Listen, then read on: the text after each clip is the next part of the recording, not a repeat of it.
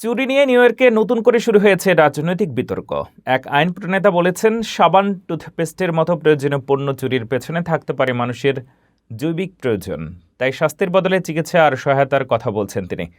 কিন্তু দোকান মালিক ও ক্রেতারা বলছেন, চুরিকে প্রশ্রয় দিলে ব্যবসা আরও ক্ষতিগ্রস্ত হবে। এই বিতর্কের বিস্তারিত থাকছে প্রতিবেদনে। নিউ ইয়র্কে এখন চুরি নিয়েও শুরু হয়েছে নতুন বিতর্ক।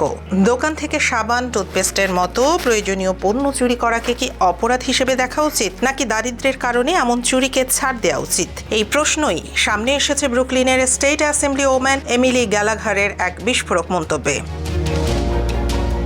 ম্যানহাটন ক্রিমিনাল কোর্টের বাইরে এক সংবাদ সম্মেলনে গ্যালাঘার দাবি করেন, অনেক মানুষ প্রয়োজনের কারণেই সাবান বা টুথপেস্টের মতো জিনিস চুরি করেন, তাই তাদের শুধু জেলে পাঠানোর বদলে চিকিৎসা বা সহায়তা দেওয়ার ওপর গুরুত্ব দেওয়া উচিত। তার বক্তব্যের সবচেয়ে আলোচিত অংশ ছিল জৈবিক প্রয়োজন প্রসঙ্গ।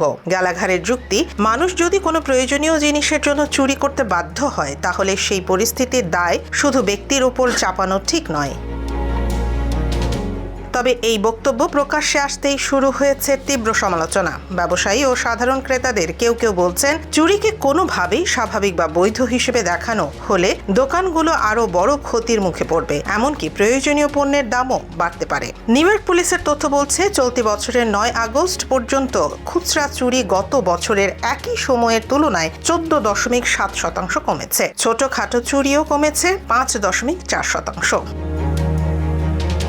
নিউ ইয়র্ক পুলিশের তথ্য বলছে, চলতি বছরের 9 আগস্ট পর্যন্ত খুচরা চুরি গত বছরের একই সময়ের তুলনায় 14.7% কমেছে। ছোটখাটো চুরিও কমেছে 5.4%। তারপরও ব্যবসায়ীদের অভিযোগ, চুরি ঠেকাতে অনেক দোকানে সাবান, টুথপেস্ট, ওষুধ সহ বিভিন্ন পণ্য এখন তালাবদ্ধ করে রাখতে হচ্ছে। এদিকে কয়েকজন রাজনীতিক গ্যালাঘারের বক্তব্যকে সরাসরি প্রত্যাখ্যান করেছেন। তাদের দাবি, মানুষের প্রয়োজন মেটানোর সমাধান হতে পারে সহায়তা বা সামাজিক কর্মসূচি, চুরি নয়। গ্যালাঘারের মন্তব্য ঘিরে নিউ ইয়র্কে এখন প্রশ্ন একটাই, দারিদ্র্যের কারণে চুরি করলে সেটিকে অপরাধ থাকবে, নাকি বদলে যাবে আইনের সংজ্ঞাই?